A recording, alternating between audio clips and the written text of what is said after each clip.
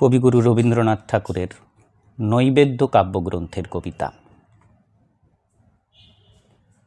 Corona corona লজ্জা হে ভারতবাসী, শক্তি মদমত্ত ওই বণিক বিলাসী ধনদৃপ্ত পশ্চিমের কটাক্ষ সম্মুখে শুভ্র উত্তরীয় পরি শান্ত সৌম্য মুখে সরল জীবনখানি করিতে বহন।